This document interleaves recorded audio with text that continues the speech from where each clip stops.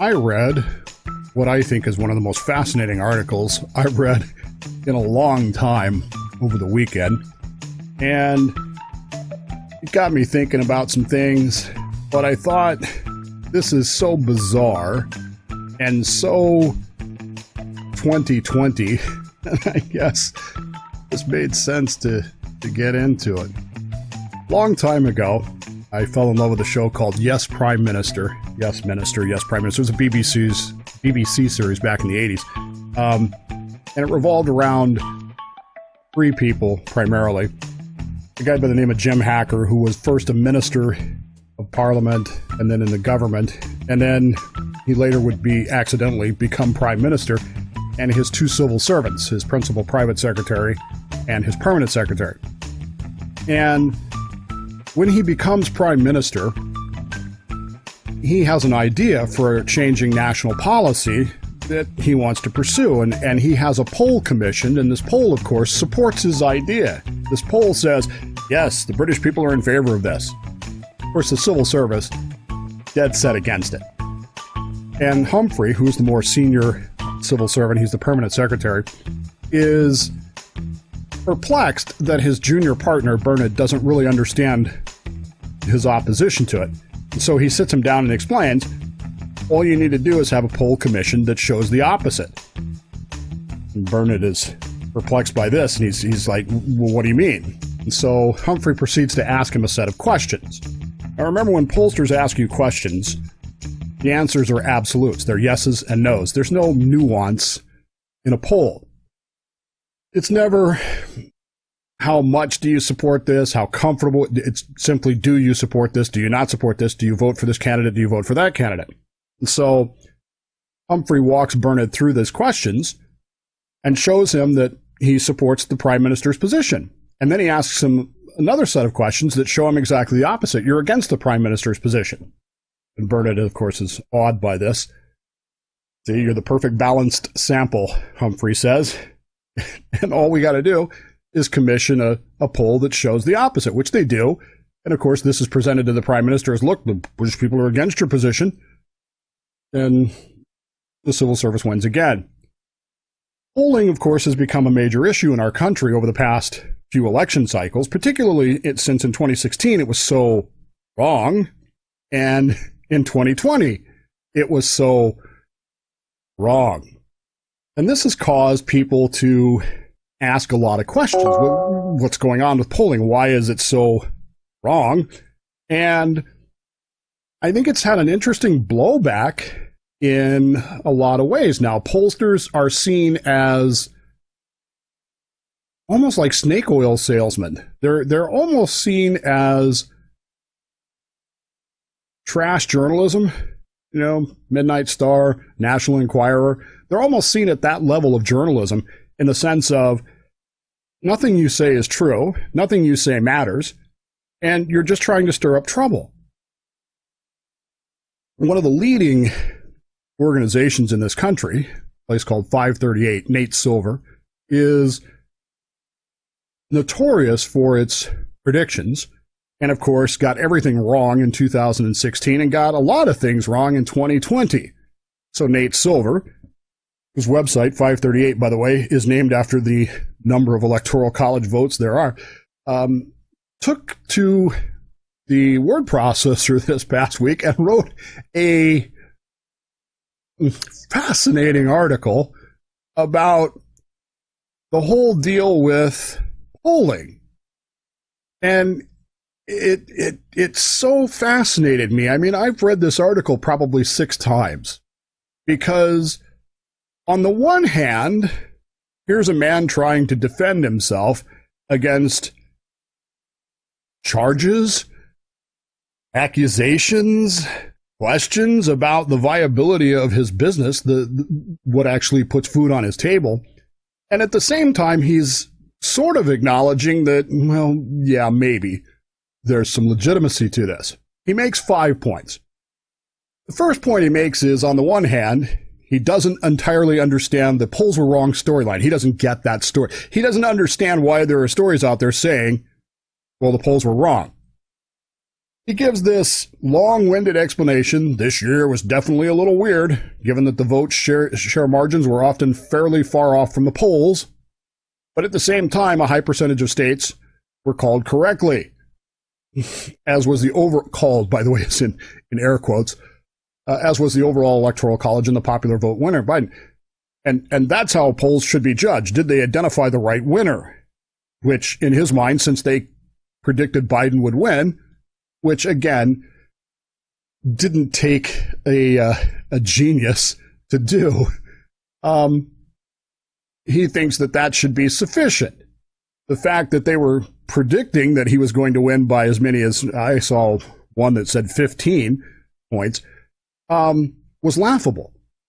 Now, at the same time, there should be some question about those of you that were posting about how Trump was going to win with 300 electoral votes and, 60% of the votes and stuff like that. You were basing yours on the same thing, so did you identify the right winner? So maybe he's right on that point. I don't know. Point two. On the other hand, evaluating how close the polls came to the actual vote share margins is a better way to judge polls. So he's glad that people are doing that, even though in many cases his estimations were bizarrely wrong. Maine is a great example where he had Susan Collins losing by as much as 11 points at one point, and it didn't even happen that way. I mean, consider how much stress went into that. I mean, think about this. Susan Collins voted against Amy Coney Barrett because of the race that she was going on in Maine and the fact that the polls were showing that she was going to lose and she was trying desperately to win. When in fact, she was probably winning the whole time, but she was being influenced by people who may not have been seeing things the same way, right? Yet, he says, point three, the margins by which the polls missed, underrating President Trump by which will likely end up being 3 to 4 percentage points, is actually pretty normal, he says, by historical standards. See, we always get it wrong. You people are the ones that are mad because we're wrong, but we're always wrong. We had a weather report I guess it was Friday. I posted it on my social media about how we were going to have nothing but bad weather all week. It was going to pour rain all day Saturday. It was going to pour rain all week and just be miserable, right? And yesterday, I was so mad. So mad. I like to walk. I try to walk 30 minutes a day at least. Usually it's closer to 45 minutes to an hour. But I prefer to walk in my neighborhood. I have a 2-mile route that I walk in my neighborhood. It takes me 48 minutes on a good day. And I prefer to do that, but if the weather's bad, I can't do it. But here's this weather report showing the weather's going to be bad all week. And so I convinced Cammie that I would take her to work yesterday, or on Friday. Friday said, I don't remember when it was. Might have been yesterday. Anyway, point is, I took her to work so I would have the car so I could go to the gym and walk on the treadmill instead. And if it wasn't brilliant sunshine all freaking day with not a cloud in the sky. His point that we're always wrong, so why are you upset about the fact that we're always wrong anyway, is well, I mean, it's kind of I get what he's saying, but at the same time, it's kind of like, why do we listen to weathermen? Why do weather people still have jobs? Weather people on TV stations are some of the highest paid people there is. I don't really see why. They're wrong most of the time. However, he goes on, point 4, there are nevertheless reasons to be concerned about polls going forward, especially if it's hard to get a truly representative sample of people on the phone. Now, this is where he starts to get really interesting to me. He actually links up some other articles that he wants you to go read, which turn out to tell us that one pollster's explanation for why the polls got it wrong is, quote, the kind of people who answer polls are really weird, and it's ruining polling, unquote. Unless you think that's just a headline, lest you think that that's just, something that a headline writer would put into something. No, that's pretty much a poll quote from what the guy had to say, David Shore, who's a data analyst. people who answer polls are weird. They're really weird. And that's ruining polling. All you people that are answering polls, you're just freaky weird, and that's it. He had another explanation, which is the problem. COVID is a problem because apparently, I don't know this, but apparently lots and lots of active Democrats lost their jobs, their position, whatever, had plenty of free time to sit at home, and with nothing else to do, they were answering polls. That's one of his other explanations, is that they oversampled on highly involved Democrats. Now, you might think to yourself, well, can't they control that? Can't they wait? Because you always hear this. Well, they only ask so many of this, that, and the other.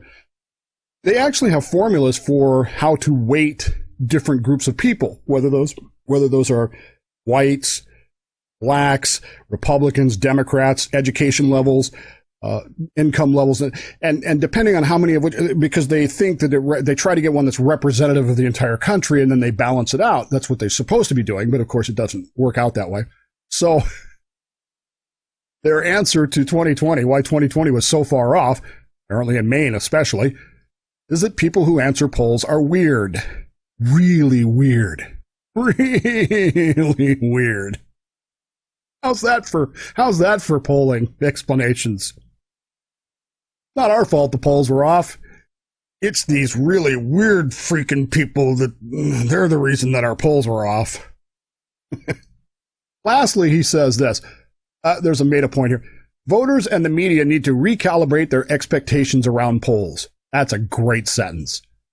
Not necessarily because anything's changed, but because these expectations demanded an unrealistic level of precision while simultaneously resisting the urge to throw all the polls out.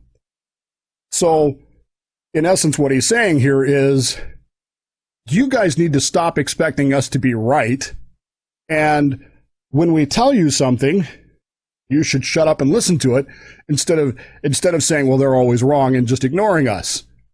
You follow me here? Nate Silver, 538, is actually saying, number one, it's y'all's fault that these polls are wrong. But number two, stop expecting them to be right. And thirdly, even though you know they're not right, they're historically not right. And we sort of predicted the right winner, but not really. Don't throw us out because we're important. What we do matters. That you can't make it up, folks. It's right there on the page. This is what he said. And he answers, yeah, so it's complicated. He wraps it up kind of with this. Biden was a reasonably heavily favored in our forecast precisely because he could withstand a normal-sized or slightly larger polling error and still come out narrowly ahead. And that's what happened. Now he's not only claiming that the polls were wrong, but it's your fault and you shouldn't worry about it, but that they actually got it right by overcompensating for the fact that they could be wrong. And people wonder why people don't trust polls. It's really rather remarkable. It's really, like I said, it was a fascinating article. It's an exercise in, I don't know if it's self-delusional, but it's certainly, it's like a weatherman coming on the channel this morning and saying, well, we got everything wrong, but it's your fault because, chaos theory. Too many butterflies were flying in China and we didn't get the rainstorm we were supposed to get. And so Dave doesn't need to be upset about, taking his wife to work so that he could have the car to go to the gym because he wanted to walk around his neighborhood. That's his own fault. That's literally what this article comes down to. David Shore, who's the data analyst they interviewed, turns out, talking about this weird thing, but it turns out people who answer surveys are really weird. They're considerably more politically engaged than normal, which is, that would be true, right? He puts a 5-factor test, kind of personality survey. They have much higher agreeableness, which makes sense if you think literally about what's happening. The main point being here that if you answer polls, even the pollsters think you're really weird. And it never occurs to them that, well, what about you asking these questions? Are you also really weird? Because you're going to get the answers mostly wrong. And it's like math, new math back when I was a kid. Doesn't matter if you get the right answer, as long as you understand what you're doing. As Tom Lehrer once sang, and is now by the way. I don't know if you knew this or not. Tom Lehrer put all of his music into the public domain. That's why I can use it. Then he said this: it used to be that once you controlled for age and race and gender and education, the people who trusted their neighbors, basically voted the same as people who didn't trust their neighbors. But starting in 2016, suddenly all that shifted. If you look at white people without college education, the deplorables, high trust non-college whites tended towards Democrats, and low trust non-college whites heavily turned against us. Us being the Democrats. He was a Democrat pollster at the time. In 2016, we were polling this high trust electorate, so we overestimated Clinton. And the problem is that these low trust people, the deplorables, still vote, even if they're not answering these phone surveys. So, at the end of the day, we're left with this whole just convoluted mess about the polls. I've said this for years, folks. I said it on my radio show. I said it in here. I had a really bad experience with a pollster one time, Rasmussen, not that I'm naming names, who tried to tell me, and I think it was 2012, that he didn't have them on the show because Meg Whitman was within the margin of error of Jerry Brown. Every poll in the world showed Jerry Brown bitch slapping Meg Whitman in the next century by 10 plus points, except for Rasmussen, who said, no, he's just within the margin of error. And of course, every Republican handler in the state wanted this pollster on every show that he could get him on because he needed to energize the base. And I asked some pointed questions about it. Didn't get the answers I want. Didn't have him on the show. And of course, it turns out that Rasmussen was wrong. We found out later that Rasmussen was undersampling Democrats. They didn't talk to anybody that didn't have a landline, and they didn't talk to anybody who spoke Spanish. They only talked to English speakers in the state of California. Yeah, you did it wrong. Well, that kind of turned me off the polls, and I stopped paying attention to them. And I really haven't paid attention to them since. This year it was particularly easy because the polls were so bizarrely all over the place. It was so obvious that they were undersampling on the Trump side. It was so obvious that the what did he call them? The low trust people who were still going to vote. All you had to do was walk outside, folks. All you had to do was walk down Silverdale Way and see the demonstrations and the flags and the car thing. All you had to do was do that, and you could see that there was no way in God's green earth that Biden was going to win by 10 points. It wasn't going to happen. He might still win, but it wasn't going to be the wipeout that all these people, including 538, were calling for. And this is where I struggle with this, because I don't know if we should do away with polls. Look, it's America, and as George Carlin once said, nail two sticks together in a new way and somebody will buy it. I don't have a problem with people making a living. I really don't. If you want to buy what they're selling, caveat emptor, that's on you.